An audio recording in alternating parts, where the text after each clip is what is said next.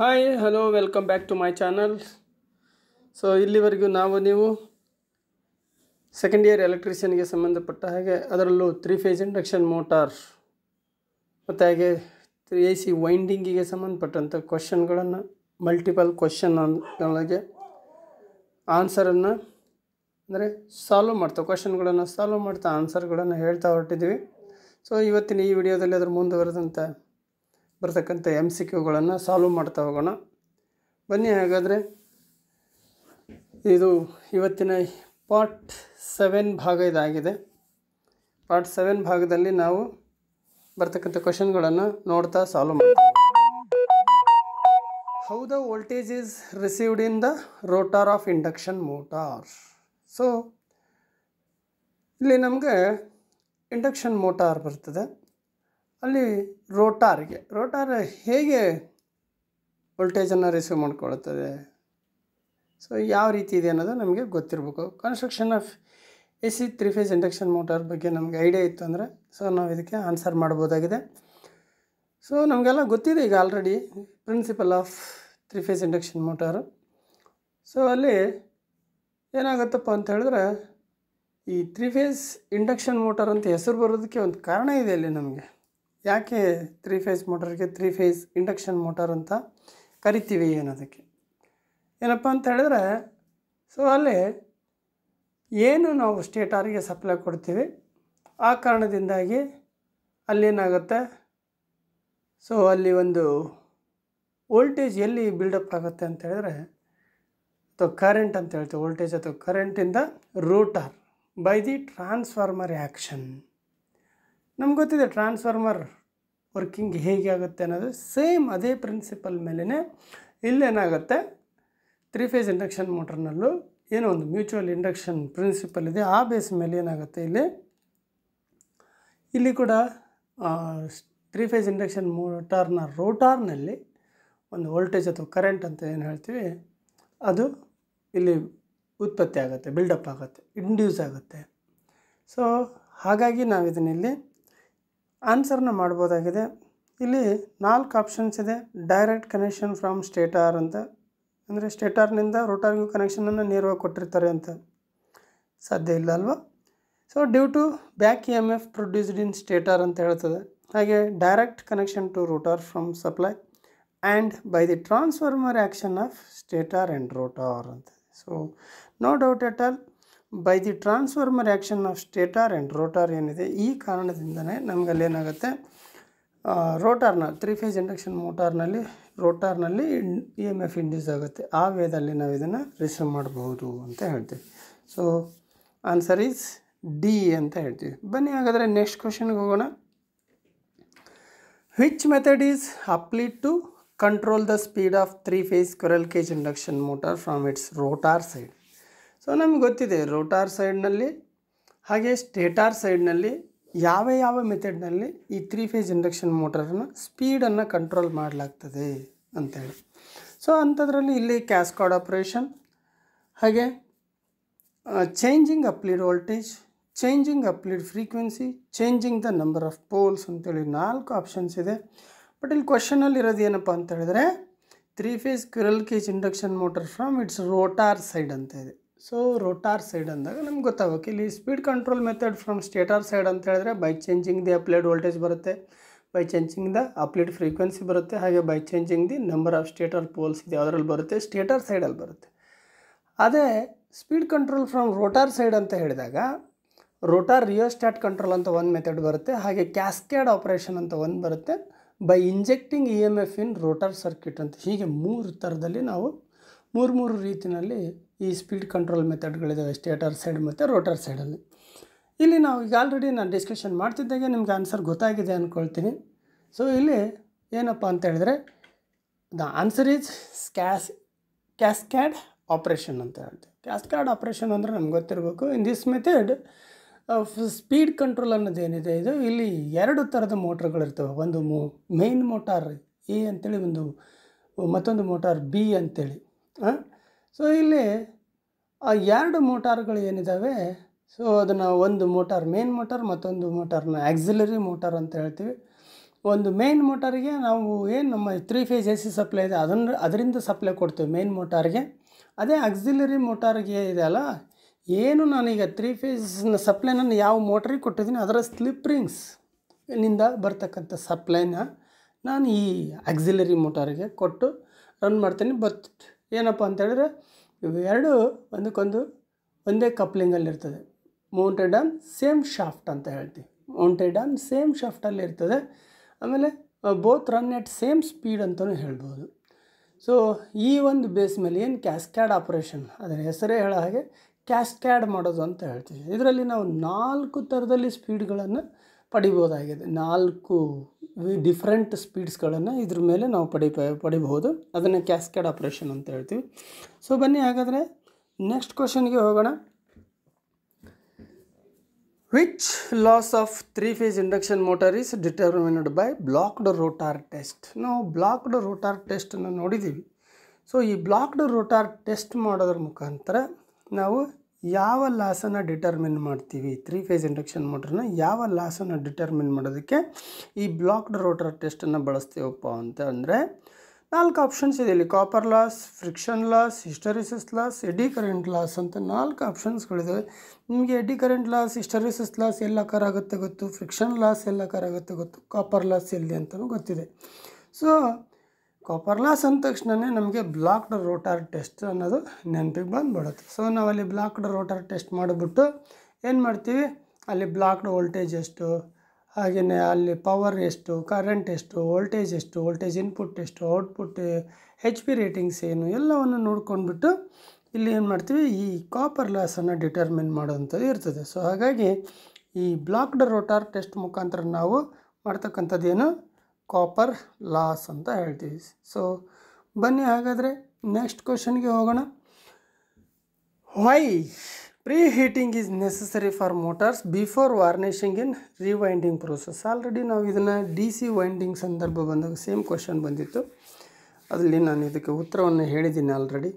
So ನಮ್ಗೆ ಗೊತ್ತಿದೆ ಇಲ್ಲಿರ್ತಕ್ಕಂಥ 4 ಆಪ್ಷನ್ಸ್ಗಳ ಪೈಕಿ to dry the varnish quickly in winding, to easy flow of varnish in the winding, to increase the insulation resistance value, to drive out the moisture in between winding layers ಅಂತ ಹೇಳ್ತೀವಿ.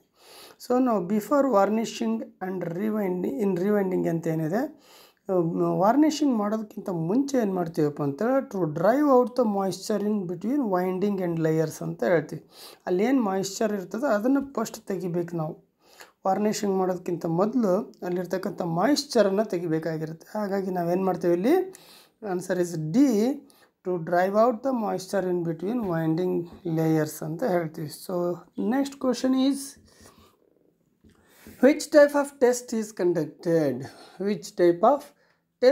conducted using internal growler in AC motor winding. So ನಮಗೆ internal ಗ್ರೌಲರ್ ಗೊತ್ತು, external ಗ್ರೌಲರ್ ಗೊತ್ತು. ಇವನ್ನ ಎಲ್ಲಿ ಹೇಗೆ ಬಳಸ್ತೀವಿ, ಯಾವ ಟೆಸ್ಟಿಂಗಿಗೋಸ್ಕರ ಬಳಸ್ತೀವಿ ಅಂತಕ್ಕಂಥದ್ದನ್ನು ನೋಡಿರ್ತೀವಿ. ಸೊ ಆ ಬೇಸ್ ಮೇಲೆ ಇರ್ತಕ್ಕಂಥ ಕ್ವಶನ್ ಇದಾಗಿದೆ. ಹಾಗಾದರೆ ಇಲ್ಲಿ which type of test is conducted using internal growler in AC motor winding ಅಂತ ಹೇಳ್ತಿದ್ವಿ. ಹಾಗಾದರೆ ground test, polarity test, continuity test, short circuit test ಅಂತ ಇಲ್ಲಿ ನಮಗೆ 4 ಆಪ್ಷನ್ಸ್ಗಳಿದ್ದಾವೆ. ಇದರಲ್ಲಿ ನಾವು ಏನು ಮಾಡ್ತೀವಿ, ಯಾವುದು ಆನ್ಸರು ಅನ್ನೋದನ್ನು ನಾವಿಲ್ಲಿ ತಿಳ್ಕೊಬೇಕಾಗಿದೆ. So no doubt at all. So internal growler, so ನಾವು ಇಲ್ಲಿ ಸಾಮಾನ್ಯವಾಗಿ ಏನು ಶಾರ್ಟ್ ಸರ್ಕ್ಯೂಟ್ ಟೆಸ್ಟ್ ಅಂತ ಏನು ಹೇಳ್ತೀವಿ, ಈ ಶಾರ್ಟ್ ಸರ್ಕ್ಯೂಟ್ ಟೆಸ್ಟನ್ನು ಮಾಡೋದಕ್ಕೆ ನಾವಿಲ್ಲಿ ಇಂಟರ್ನಲ್ ಗ್ರೌಲರ್ಗಳನ್ನು ಬಳಸ್ತೀವಿ. ಎಸ್ಪೆಷಲಿ ಇಂಟರ್ನಲ್ ಗ್ರೌಲರನ್ನು ನಾವು ಸ್ಟೇಟಾರ್ಗಳ ಒಂದು ವೈಂಡಿಂಗ್ ಟೆಸ್ಟಿಂಗ್ ಮಾಡೋದಕ್ಕೆ ಬಳಸ್ತಕ್ಕಂಥದ್ದು. ನನಗೆ ಎಕ್ಸ್ಟರ್ನಲ್ ಗ್ರೌಲರ್ ಬಂದುಬಿಟ್ಟು ನಾನು ಆರ್ಮೇಚರಿಗೆ ಬಳಸ್ತೀನಿ. ಇಂಟರ್ನಲ್ ಗ್ರೌಲರ್ನು ಕೂಡ ಆರ್ಮೇಚರ್ಗೂ ಬಳಸ್ಬೋದು ಅನ್ನೋದು ಕೂಡ ನಮಗೆ ಗೊತ್ತಿರೋವಂಥ ವಿಚಾರ. ಸೊ ಆನ್ಸರ್ ಈಸ್ ಡಿ ಅಂತ ಹೇಳ್ತೀವಿ. ಏನಿದೆ ಇಂಟರ್ನಲ್ ಗ್ರೌಲರ್ ಅಂತ ಇದೆ, ಇದರ ಮುಖಾಂತರ ನಾವೇನು ಮಾಡ್ತೀವಿ, ಆ ಇಂಟರ್ನಲ್ ಗ್ರೌಲರ್ ಒಂದು ಸ್ಮಾಲ್ ಅದು ಇನ್ಸ್ಟ್ರೂಮೆಂಟ್ ಆಗಿದೆ. ಅದನ್ನು ಆ ಸ್ಟೇಟಾರ್ ಏನಿದೆ ಅಂದರೆ ರೋಟಾರ್ನ ರಿಮೂವ್ ಮಾಡಿದ ಮೇಲೆ ಸ್ಟೇಟಾರ್ನ ಒಳಭಾಗದಲ್ಲಿ ಇಟ್ಟು ಚೆಕ್ ಮಾಡ್ತಾ ಹೋಗ್ತಿರ್ತೀವಿ. ಸೊ ಒಂದು ವೇಳೆ ಅಲ್ಲಿ ಶಾರ್ಟೆಡ್ ಕಾಯಿಲ್ ಇತ್ತಪ್ಪ ಅಂತ ಹೇಳಿದ್ರೆ ಏನು ಮಾಡುತ್ತೆ, ಇದು ಇಂಡಿಕೇಶನ್ ತೋರಿಸುತ್ತೆ. ಅಂದರೆ ರ್ಯಾಪಿಡ್ ವೈಬ್ರೇಷನ್ ಆಗುತ್ತೆ. ಅದರಲ್ಲೊಂದು ಬ್ಲೇಡ್ ಇರ್ತದೆ, ಅದನ್ನು ಫೀಲರ್ ಬ್ಲೇಡ್ ಅಂತ ಹೇಳ್ತೀವಿ. ಆ ಬ್ಲೇಡ್ ಏನಾಗುತ್ತೆ ಅಲ್ಲಿ ವೈಬ್ರೇಟ್ ಆಗುತ್ತೆ, ಅಲ್ಲಿ ವೈಬ್ರೇಷನ್ ಆಗೋದ್ರ ಮುಖಾಂತರ ಅಲ್ಲಿ ಇದು ಶಾರ್ಟ್ ಆಗಿದೆ ಈ ವೈಂಡಿಂಗ್ ಅನ್ನೋದನ್ನು ತೋರಿಸ್ಕೊಡುತ್ತೆ ಅಲ್ಲಿ. ಅಥವಾ ಒಂದೊಂದು ಟೈಮಲ್ಲಿ ಈ ನಿಯಾನ್ ಲ್ಯಾಂಪ್ ಅಂತ ಬರ್ತದೆ, ನಿಯಾನ್ ಲ್ಯಾಂಪ್ಗಳನ್ನು ಕೂಡ ಪ್ರೊವೈಡ್ ಮಾಡಿರ್ತಾರೆ ಈ ಇಂಟರ್ನಲ್ ಗ್ರೌಲರ್ಗಳಲ್ಲಿ. ಅದು ಗ್ಲೋ ಆಗೋದ್ರ ಮುಖಾಂತರನೂ ಶಾರ್ಟ್ ಸರ್ಕ್ಯೂಟನ್ನು ಇಂಡಿಕೇಟ್ ಮಾಡ್ತಿರ್ತದೆ. ಎಲ್ಲಿ ನಮಗೆ ಅಲ್ಲಿ ವೈಬ್ರೇಷನ್ ಆಗೋಲ್ಲ ಅದು ಸರಿ ಇದೆ ಅಂತ, ಎಲ್ಲಿ ವೈಬ್ರೇಟ್ ಆಗುತ್ತೋ ಆ ಪರ್ಟಿಕ್ಯುಲರ್ ಪ್ಲೇಸಲ್ಲಿ ಏನಾಗಿದೆ ಶಾರ್ಟ್ ಸರ್ಕ್ಯೂಟ್ ಆಗಿದೆ ಅಂತ ಹೇಳ್ಬಿಟ್ಟು ನಾವು ಇದನ್ನು ತಿಳ್ಕೊಬೋದಾಗಿದೆ. ಬನ್ನಿ ಹಾಗಾದರೆ ನೆಕ್ಸ್ಟ್ ಕ್ವೆಶನ್ಗೆ ಹೋಗೋಣ. Which device is used to test starter winding short and open fault? Stator winding short and open fault. Which device is used to test stator winding short and open fault ಅಂತ ಇಲ್ಲಿ question ಇದೆ. So ಈಗ ಯಾವುದು ನಮಗೆ ಇದರೊಳಗಡೆ ಬರ್ತಕ್ಕಂಥದ್ದು ಅಂತ ನೋಡೋದಾದರೆ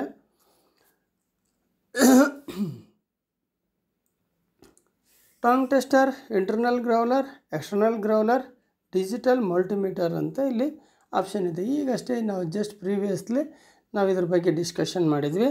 ಅಂದರೆ ಶಾರ್ಟ್ ಆ್ಯಂಡ್ ಓಪನ್ ಫಾಲ್ಟನ್ನು ಸ್ಟೇಟರ್ ವೈಂಡಿಂಗ್, ಎಸ್ಪೆಷಲಿ ಸ್ಟೇಟರ್ ವೈಂಡಿಂಗ್ನ ಶಾರ್ಟ್ ಆ್ಯಂಡ್ ಓಪನ್ ಅಂತ ಹೇಳಿದ್ರಾಗ ನಮ್ಗೆ ತಕ್ಷಣ ಗೊತ್ತಾಗುತ್ತೆ ಅದು ಇಂಟರ್ನಲ್ ಗ್ರೌಲರ್ ಅನ್ನೋದು, ನೋ ಡೌಟ್ ಎಟ್ ಆಲ್ ಅಂತ ಹೇಳ್ತೀವಿ.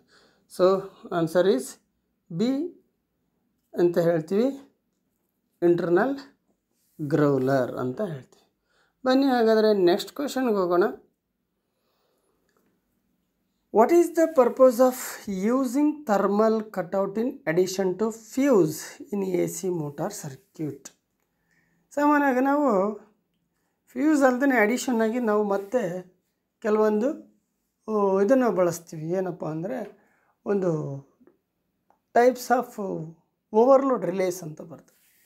ಈ ಓವರ್ಲೋಡ್ ರಿಲೇಸ್ಗಳಲ್ಲಿ ನಮಗೆ ಮ್ಯಾಗ್ನೆಟಿಕ್ ಓವರ್ಲೋಡ್ ರಿಲೇ ಅಂತ ಒಂದು, ಮತ್ತೊಂದು ಥರ್ಮಲ್ ಓವರ್ಲೋಡ್ ರಿಲೇ ಅಂತ ಹೇಳ್ತೀವಿ. ಹಾಗೆ ಇದನ್ನು ಇಲ್ಲಿ using thermal cutout in addition to fuse in AC motor circuit ಯಾವುದಕ್ಕಾಗಿ ನಾವು ಮಾಡ್ತೀವಿ ಇಲ್ಲಿ ಅಂತ ಹೇಳಿದ್ರೆ, ಸಾಮಾನ್ಯವಾಗಿ protect from heavy load, protect against high voltage, allow for continuous overloading, protect against dead short circuit ಅಂತ ಇದೆ. ಸಾಮಾನ್ಯವಾಗಿ ನಾವು ಓವರ್ಲೋಡ್ ರಿಲೇ ಅಂತಲೇ ಹೇಳೋದು ಇಲ್ಲಿ. ಓಕೆ, ಯಾವುದಕ್ಕೆ ಒಂದು ಮ್ಯಾಗ್ನೆಟಿಕ್ ಓವರ್ಲೋಡ್ ರಿಲೇ, ಮತ್ತೊಂದು ಥರ್ಮಲ್ ಓವರ್ಲೋಡ್ ರಿಲೇ ಅಂತ. ಸೊ ಹೀಗಿರಬೇಕಾದ್ರೆ this is protect from heavy load ಅಂತಲೇ ನಾವು ಇಲ್ಲಿ ಹೇಳ್ಬೋದು. ಸೊ ಬನ್ನಿ ಹಾಗಾದರೆ ನೆಕ್ಸ್ಟ್ ಕ್ವಶನ್ಗೆ ಹೋಗೋಣ.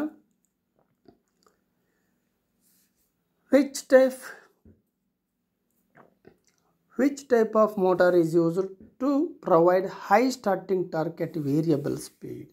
ಸೊ ನಮಗೆ ವೇರಿಯಬಲ್ ಸ್ಪೀಡು ಬರಬೇಕು, ಹಾಗೆ ಹೈ ಸ್ಟಾರ್ಟಿಂಗ್ ಟಾರ್ಕು ಬರಬೇಕು ಅಂತ ಹೇಳಿದರೆ ಯಾವ ಮೋಟ್ರನ್ನ ಯೂಸ್ ಮಾಡಬೇಕು ಅದರಲ್ಲಿ ಅಂತ ಬರ್ತದೆ. ಇಲ್ಲಿ universal motor, permanent capacitor motor, 3 phase slip ring induction motor, ಹಾಗೆ 3 phase single squirrel cage induction motor ಅಂತ 4 ಆಪ್ಷನ್ಸ್ ಇದೆ.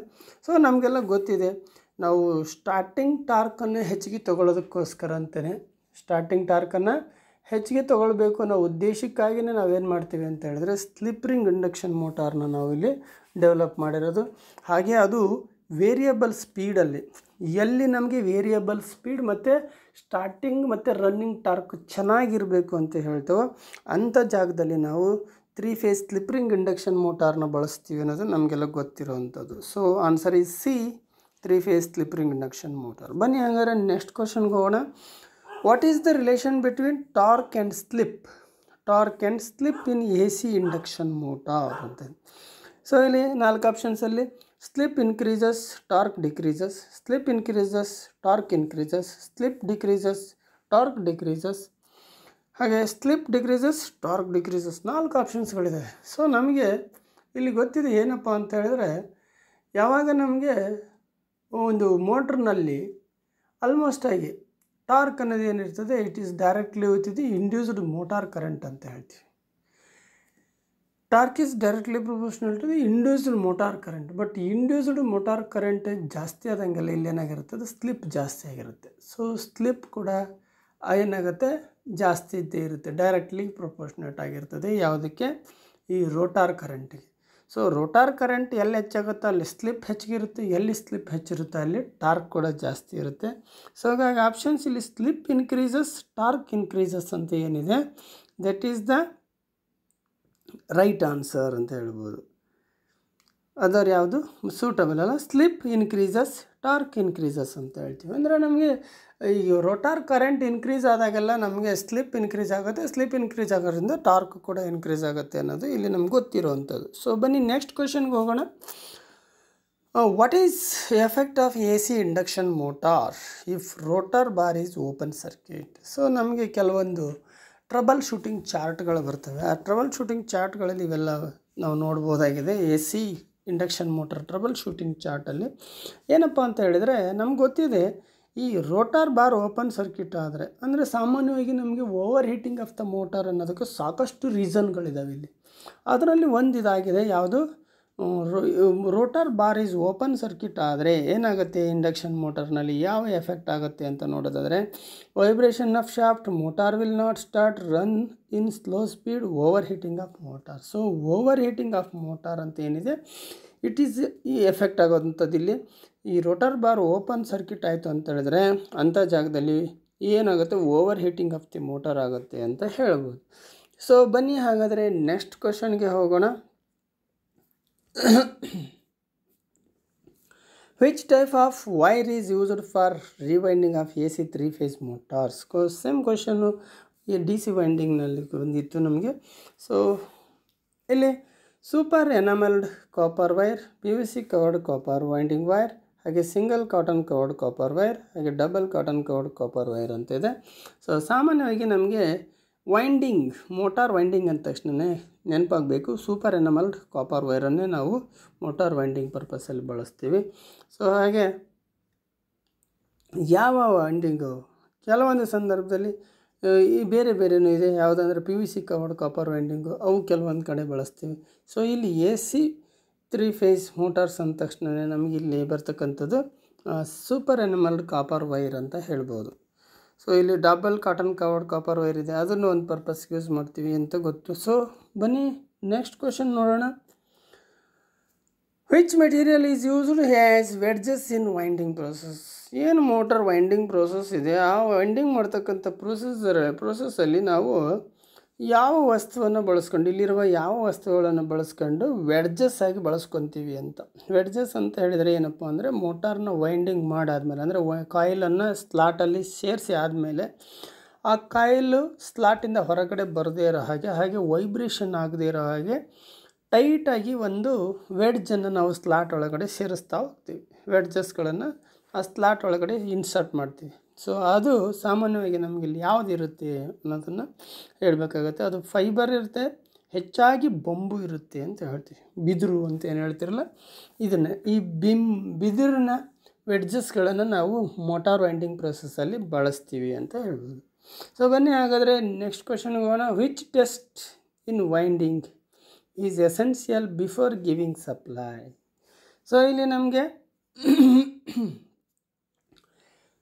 ಯಾವುದೇ ಒಂದು ಮೋಟಾರ್ ರಿವೈಂಡಿಂಗ್ ಆಗಿದೆ ನಮಗೆ ಇವಾಗ ನಾವು ಅಂದರೆ ಅದನ್ನು ಹಾಗೆ ನೇರವಾಗಿ ತಗೊಂಡೋಗಿ ಸಪ್ಲೈ ಕೊಟ್ಟು ರನ್ ಮಾಡಿಬಿಡೋದಿಲ್ಲ.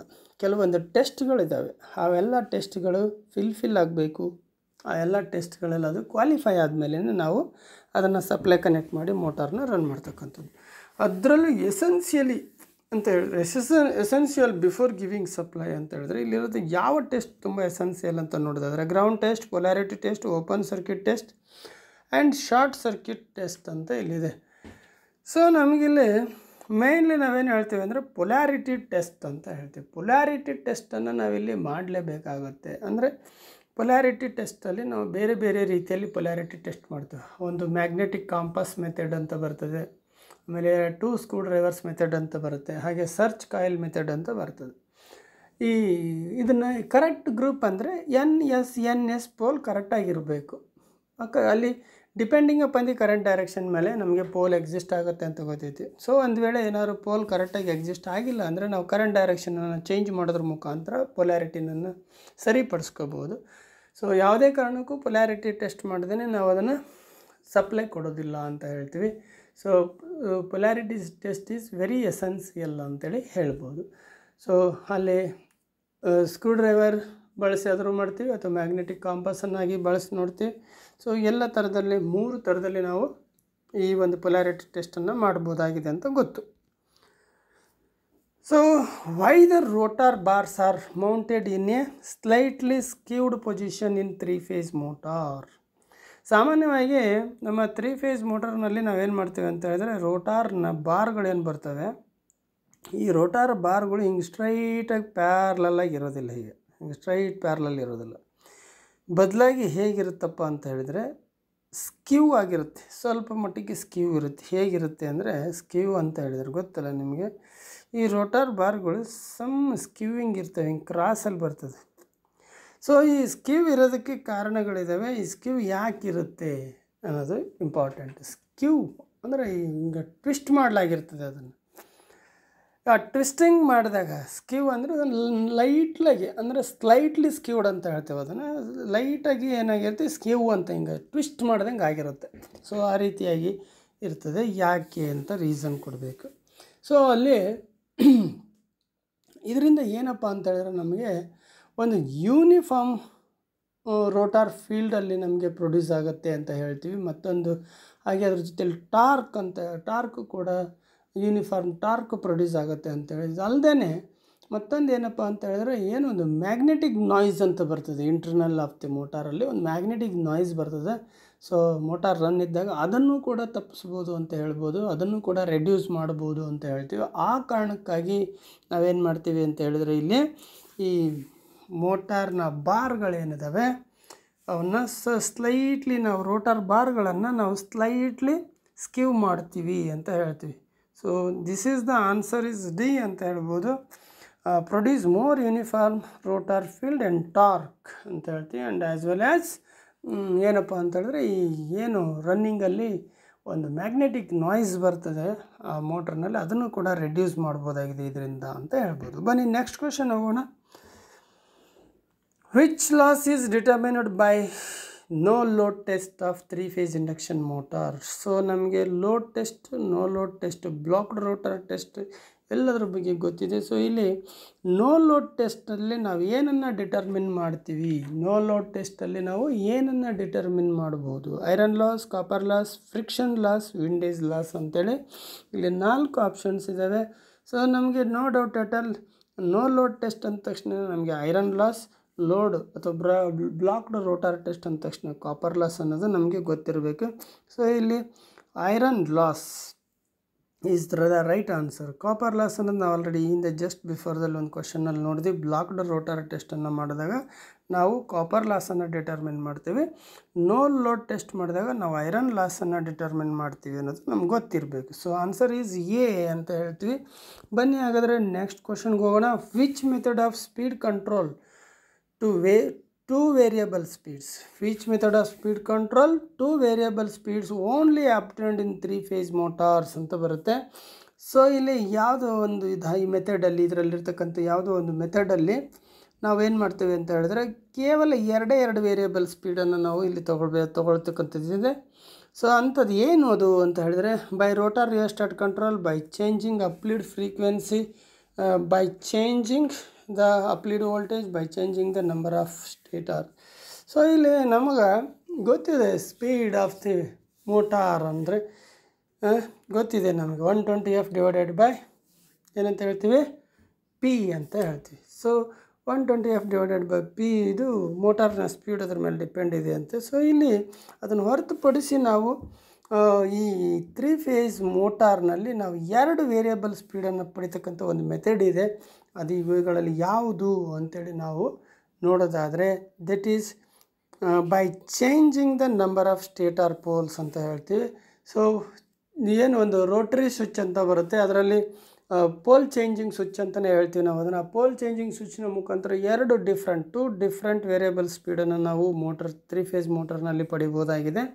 ಅಲ್ಲೇನು ಮಾಡುತ್ತೆ ಅದು ಸ್ಪೀಡ್ಗೆ ಅಂದರೆ, ಈ ಒಂದು ಪೋಲ್ ಚೇಂಜಿಂಗ್ ಸ್ವಿಚ್ ಏನಿದೆ ಅದು 2 ಪೋಲಿಂದ 4 ಪೋಲ್ ಅಥವಾ 4 ಪೋಲಿಂದ 2 ಪೋಲ್ ಈ ರೀತಿ, ಅಥವಾ 4 pole to 8 pole, 8 pole to 4 pole, ಹೀಗೆ ಬೇರೆ ರೀತಿಯಲ್ಲಿ ಕನೆಕ್ಷನ್ ಮಾಡೋದ್ರ ಮುಖಾಂತರ, ಪೋಲ್ಗಳನ್ನು ಬೇರೆ ಸಂಖ್ಯೆಯಲ್ಲಿ ಜೋಡಿಸೋದ್ರ ಮುಖಾಂತರ 2 ಥರದ ಸ್ಪೀಡನ್ನು ನಾವಿಲ್ಲಿ ಪಡಿಬೋದಾಗಿದೆ. That is the answer. By changing the number of stator poles ಅಂತ ಹೇಳ್ತೀವಿ. ಬನ್ನಿ ಹಾಗಾದರೆ ನೆಕ್ಸ್ಟ್ ಕ್ವಶನ್ಗೆ ಹೋಗೋಣ.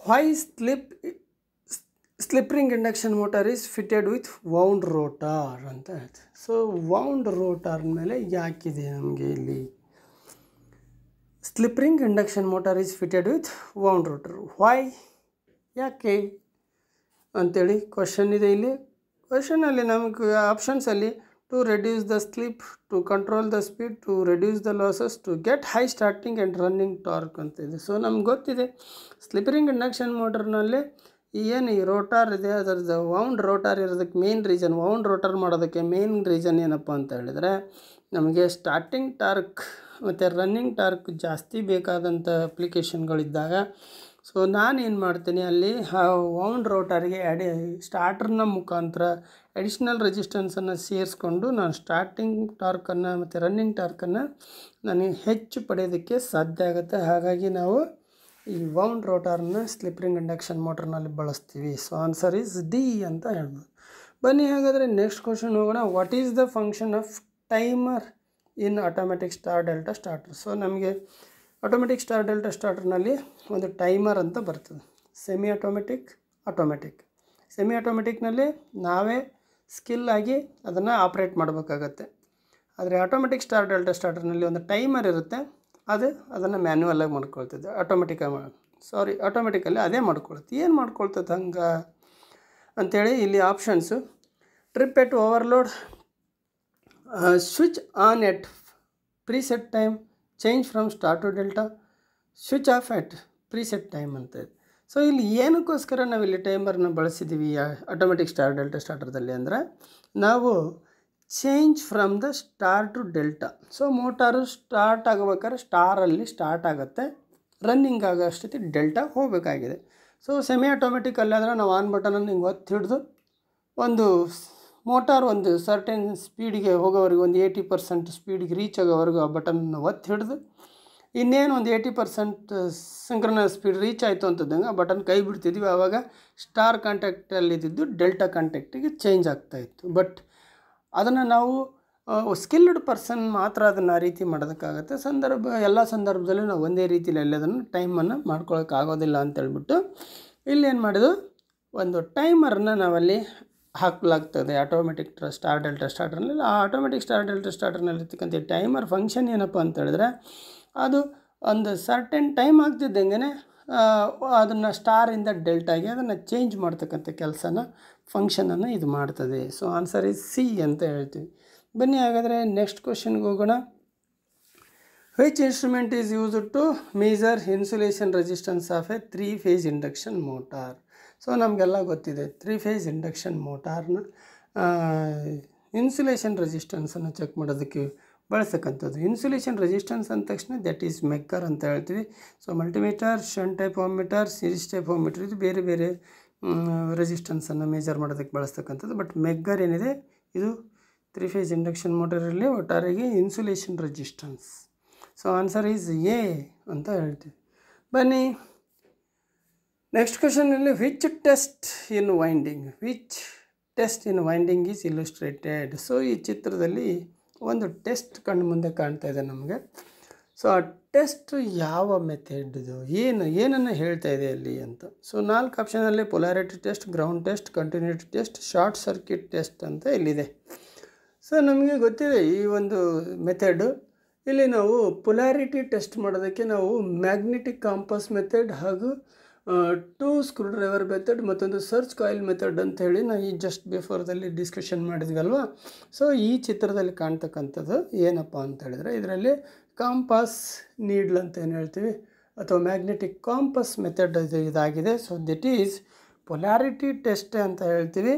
So this is the polarity test, one type of polarity ಟೆಸ್ಟೇ. ಸೊ ಅಂದರೆ ಏನು ನಮ್ಮ ಪೋಲ್ಗಳು ಎನ್ ಎಸ್ ಪೋಲ್ಗಳಿದೆ ಸರಿ ಇದೆ ಇಲ್ಲ ಅನ್ನೋದಕ್ಕೆ ಚೆಕ್ ಮಾಡೋದಕ್ಕೆ ನಾವು ಇದನ್ನು ತೊಗೊಂಡು ಚೆಕ್ ಮಾಡ್ತೀವಿ. ಸೊ ಇಲ್ಲೇನಾಗುತ್ತೆ ನಮಗೆ ಗೊತ್ತೇ ಇದೆ, ನಮಗೆ ಏನು ಈ ಮ್ಯಾಗ್ನೆಟಿಕ್ ಕಾಂಪಸ್ ಇದೆ ಅದರಲ್ಲಿ ಒಂದು ನೀಡಲ್ಲಿದೆ, ಅದರಲ್ಲಿ NS ಮಾರ್ಕಿಂಗ್ ಇರ್ತದೆ. ನಮಗೆ ಅದನ್ನು ನಮ್ಮ ಮೋಟಾರ್ನ ಪೊಲಾರಿಟಿ ಹತ್ರ ತಂದಾಗ ಅದು ಕರೆಕ್ಟಾಗಿ ಒಂದಕ್ಕೊಂದು ಅಟ್ರಾಕ್ಟಿವ್ ಆಗಿ ಅಥವಾ ರಿಪಲ್ ಆಗಿ ಇರೋದನ್ನು ನಾವೆಲ್ಲ ಗೊತ್ತಿದೆ. ಲೈಕ್ ಪೋಲ್ಸ್ ಅನ್ಲೈಕ್ ಪೋಲ್ಸ್ ಅನ್ನೋದ್ರ ಬಗ್ಗೆ ಗೊತ್ತಿದೆ. ಸೊ ಆ ಒಂದು ಬೇಸ್ ಮೇಲೆ ನಾವಿಲ್ಲಿ ಪೊಲಾರಿಟಿ ಟೆಸ್ಟನ್ನು ಮಾಡಬಹುದು. ಸೊ ಬನ್ನಿ ನೆಕ್ಸ್ಟ್ ಕ್ವಶನ್ಗೆ ಹೋಗೋಣ. What is the starting current off an AC 3-phase induction motor?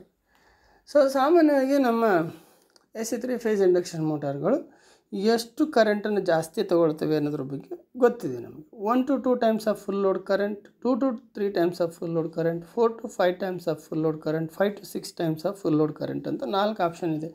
ಸಾಮಾನ್ಯವಾಗಿ ನಮ್ಮ AC 3-phase ಇಂಡಕ್ಷನ್ ಮೋಟಾರ್ ಏನಿದೆ ಸ್ಟಾರ್ಟಿಂಗಲ್ಲಿ 5 to 6 times of full load current ಅಂತ.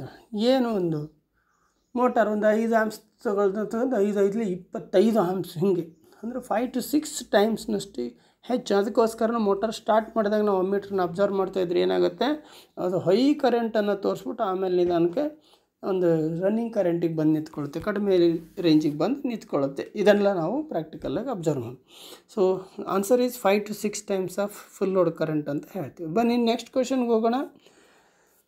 Which method is used to control the speed of 3-phase induction motor from stator side? ಆವಾಗಲೇ rotor side ಅಂತ ಹೇಳಿತ್ತು, ಈಗ stator side ಅಂತ ಇದೆ. ಸೊ ನಮ್ಗೆ ಗೊತ್ತಿರಬೇಕು ಸ್ಟೇಟಾರ್ ಸೈಡ್ನಲ್ಲಿ by changing the applied voltage, by changing the applied frequency, by changing the number of stator poles. ಇದು ಸ್ಟೇಟಾರ್ ಸೈಡಲ್ಲಿ ನಾನು ಸ್ಪೀಡ್ ಕಂಟ್ರೋಲ್ ಮಾಡ್ತಕ್ಕಂಥ ಮೆಥಡ್ ಆಗಿದೆ. ಅದೇ ನಾನು ರೋಟಾರ್ ಸೈಡಲ್ಲಿ ಸ್ಪೀಡ್ ಕಂಟ್ರೋಲ್ ಮಾಡ್ತಕ್ಕಂಥ ಮೆಥಡ್ಗಳು ಅಂತ ಹೇಳಿದ್ರೆ ರೋಟಾರ್ ರಿಯೋಸ್ಟ್ಯಾಟ್ ಕಂಟ್ರೋಲ್ ಅಂತ ಹೇಳ್ತೀವಿ, cascade operation by injecting EMF in rotor circuit ಅಂತ ಈ ರೀತಿ. ಸೊ ಇಲ್ಲಿ ನಮಗೆ ಏನಿದೆ ಅಲ್ಲ, ಇಲ್ಲಿ ನೋಡಿದರೆ ಗೊತ್ತಾಗುತ್ತೆ ಬೈ ಕ್ಯಾಸ್ಕೇಡ್ ಆಪ್ರೇಷನ್ ಯಾವುದ್ರು, ಬೈ ರೋಟಾರ್ ರಿಯೋಸ್ಟ್ಯಾಟ್ ಕಂಟ್ರೋಲ್ ಯಾವುದಕ್ಕೆ, by injecting EMF in rotor circuit ಯಾವುದಕ್ಕೆ, by changing the applied frequency ಯಾವುದಕ್ಕೆ ಅಂತೇಳಿ ನಮಗೆ ಗೊತ್ತೇ ಇದೆ. So answer is D. ಬಿಟ್ಟರೆ ಇನ್ನು 3 ಆಪ್ಷನ್ ಯಾವುದ್ರದ್ದು ನನಗೆ ರೋಟಾರ್ ಸೈಡಲ್ಲಿ ಬರ್ತದೆ. Cascade operation rotor side, rotor rheostat control ಅದು ಕೂಡ ರೋಟಾರ್ ಸೈಡೇ, ಹಾಗೆ injecting EMF in rotor circuit ಅದು ಕೂಡ ರೋಟಾರ್ ಸೈಡ್ ಇರ್ತಕ್ಕಂಥದ್ದು. ಸೊ ಇದಿಷ್ಟು ಗೊತ್ತಿದ್ಬಿಟ್ರೆ ನಮ್ಗೆ ಆನ್ಸರನ್ನು ಮಾಡೋದಕ್ಕೆ ಸುಲಭ ಆಗುತ್ತೆ. ಬನ್ನಿ ನೆಕ್ಸ್ಟ್ ಹೋಗೋಣ. ಅಲ್ಲೇ what are the two functional circuits incorporated with A 3-phase motor starter? ಏನು ಆನ್ಸರು ಅಂತ ನೋಡೋಣ. Open circuit and short circuit, closed circuit and open circuit, short circuit and closed circuit, control circuit and power circuit ನಮಗೆಲ್ಲ ಗೊತ್ತಿದೆ. So ನಮಗೆ motor starter ಅಂದ ತಕ್ಷಣ ಅಲ್ಲಿ 2 ಥರ ಸರ್ಕ್ಯೂಟ್ಗಳು ಬರ್ತವೆ. ಸೊ ಅಲ್ಲಿ 2 ಫಂಕ್ಷನಲ್ ಸರ್ಕ್ಯೂಟ್ಸ್ ಅಲ್ಲಿದ್ದಾವೆ. ಒಂದು ಬಂದ್ಬಿಟ್ಟು ಯಾವುದು ಕಂಟ್ರೋಲ್ ಸರ್ಕ್ಯೂಟ್ ಆದರೆ ಮತ್ತೊಂದು ಪವರ್ ಸರ್ಕ್ಯೂಟ್ ಅಂತ ಹೇಳ್ತೀವಿ. ಸೊ ಪವರ್ ಸರ್ಕ್ಯೂಟು ಏನು ಮಾಡುತ್ತೆ, ಮೋಟಾರಿಗೆ ಏನು 3-phase ಪವರ್ನ ಕ್ಯಾರಿ ಮಾಡ್ತಕ್ಕಂಥ ಕೆಲಸ ಮಾಡ್ತಾಯಿದ್ರೆ, ಈ ಕಂಟ್ರೋಲ್ ಸರ್ಕ್ಯೂಟ್ ಅದನ್ನು ಕಂಟ್ರೋಲ್ ಮಾಡ್ತಕ್ಕಂಥ ಕೆಲಸ ಮಾಡ್ತದೆ. ಸೊ ಅಲ್ಲಿಗೆ answer is control circuit and power circuit ಅಂತ ಹೇಳ್ತೀವಿ. ಸೊ ಕಂಟ್ರೋಲ್ ಸರ್ಕ್ಯೂಟ್ ಬಗ್ಗೆನೂ ನಮಗೆ ಗೊತ್ತಿರಬೇಕು, ಪವರ್ ಸರ್ಕ್ಯೂಟ್ ಬಗ್ಗೆನೂ ಗೊತ್ತಿರಬೇಕು. ಪವರ್ ಸರ್ಕ್ಯೂಟ್ ಅಂದರೆ ನಮಗೆ ಒಟ್ಟಿಗೆ ಏನು 3-phase ಸಪ್ಲೈ ಇದೆ ಅದನ್ನು ಮೋಟಾರಿಗೆ ತಗೊಂಡೋಗಿ ಕೊಡ್ತಕ್ಕಂಥ ಕೆಲಸ. ಇದೇನು ಅಪ್ ಟು ಮೋಟಾರ್ವರೆಗೆ ಇಲ್ಲಿ ಏನೇನೆಲ್ಲ ಇವು ಬರ್ತವೆ, ಸೊ ಅದನ್ನೆಲ್ಲ ದಾಟ್ಕೊಂಡು ಸೊ ನನಗೆ ಎಲ್ಲಿಗೆ ಬರಬೇಕು, ಈ ಮೋಟಾರಿಗೆ ಬರಬೇಕು. ಇದು ನನ್ನ ಪವರ್ಸ್ ಇದಾದರೆ ಅದನ್ನು ಆಪ್ರೇಟ್ ಮಾಡೋದಕ್ಕೆ ಅಂತೇಳಿ ಕಂಟ್ರೋಲ್ ಸರ್ಕ್ಯೂಟ್ ಇರ್ತದೆ, ಆನ್ ಮಾಡೋದಕ್ಕೆ, ಆಫ್ ಮಾಡೋದಕ್ಕೆ, ಮತ್ತು ಓವರ್ಲೋಡ್ ಕಂಟ್ರೋಲ್ ಮಾಡೋದಕ್ಕೆ, ಇದೆಲ್ಲದಕ್ಕೆ ಶಾರ್ಟ್ ಸರ್ಕ್ಯೂಟ್ ಕಂಟ್ರೋಲ್ ಮಾಡಿ ಇವೆಲ್ಲದಕ್ಕೂ ಕೂಡ ಒಂದು ಕಂಟ್ರೋಲ್ ಸರ್ಕ್ಯೂಟ್ ಅಂತ ಇರ್ತದೆ. ಸೊ ಇಲ್ಲಿ ಬರ್ತಕ್ಕಂಥದ್ದು 2 ಫಂಕ್ಷನಲ್ ಸರ್ಕ್ಯೂಟ್ಸ್ ಅಂತ ಹೇಳಿದರೆ ಸ್ಟಾರ್ಟರ್ ಅಂತ, motor starter 3-phase motor starter ಅಂತಂದಾಗ ನಮಗೆ ನೆನಪು ಬಂದುಬಿಡ್ಬೇಕು control circuit and power circuit ಅಂತ. ಸೊ ಬನ್ನಿ ಹಾಗಾದರೆ ನೆಕ್ಸ್ಟ್ ಕ್ವಶನ್ಗೆ ಹೋಗೋಣ. Which is the main property of leatherite paper insulation? So ನಮಗೆ ಇನ್ಸುಲೇಟಿಂಗ್ ಮೆಟೀರಿಯಲ್ಗಳ ಬಗ್ಗೆ ಗೊತ್ತಿರುತ್ತೆ. ಮೋಟಾರ್ ವೈಂಡಿಂಗ್ ಮಾಡಬೇಕಾದ್ರೆ ಬಳಸ್ತಕ್ಕಂಥ ಇನ್ಸುಲೇಟಿಂಗ್ ಮೆಟೀರಿಯಲ್ಸ್ಗಳು. ಸೊ ಅದರಲ್ಲಿ ಒಂದು ಲೆದರೈಡ್ ಪೇಪರ್ ಅಂತ ಹೇಳ್ತೀವಿ. ಸೊ ಈ ಲೆದರೈಡ್ ಪೇಪರ್ ಅಂದ ತಕ್ಷಣ which is the main property of leatherite paper insulation ಅಂತ. ಸೊ ಇಲ್ಲಿ non moisturised material, highly non-hygroscopic, very good for class F insulation, better aging and dielectric ಅಂತ ಇದೆ. ಸೊ ನನಗೆ ಲೆದರೈಡ್ ಪೇಪರ್ ಅಂದ ತಕ್ಷಣ ಏನಪ್ಪ ಅಂದರೆ this is the special paper ಅಂತಲೇ ಹೇಳ್ಬೋದು. Having better ageing and dielectric strength ಅಂತಲೇ ಹೇಳ್ತೀವಿ ಇದ್ರ ಬಗ್ಗೆ ಹೇಳಬೇಕಾದ್ರೆ. So it is available in different colours. ಸಾಮಾನ್ಯವಾಗಿ dark grey and bottle green ಅಂತ ಹೇಳ್ತೀವಿ. ಈ ಥರ ಡಿಫ್ರೆಂಟ್ ಕಲರ್ಸಲ್ಲಿ ಸಿಗುತ್ತೆ ನಮಗೆ. ಸೊ ಇದು ಬಂದ್ಬಿಟ್ಟು answer better ageing and dielectric strength ಅಂತ ಹೇಳ್ಬೋದು. So answer is D is the right answer. So ಇಲ್ಲಿವರೆಗೆ ನಾವು ಪಾರ್ಟ್ 7ನಲ್ಲಿ ಬರ್ತಕ್ಕಂಥ ಸುಮಾರಷ್ಟು ಕ್ವಶನ್ಗಳನ್ನು ಮಲ್ಟಿಪಲ್ ಚಾಯ್ಸ್ ಕ್ವಶನ್ಗಳಿಗೆ ಆನ್ಸರ್ಗಳನ್ನು ಸಾಲ್ವ್ ಮಾಡ್ತಾ ಬಂದಿದ್ದೀವಿ. ಸೊ ಈ ವಿಡಿಯೋನ ನೋಡಿ ಮಾಹಿತಿಯನ್ನು ತಿಳ್ಕೊಳ್ಳಿ.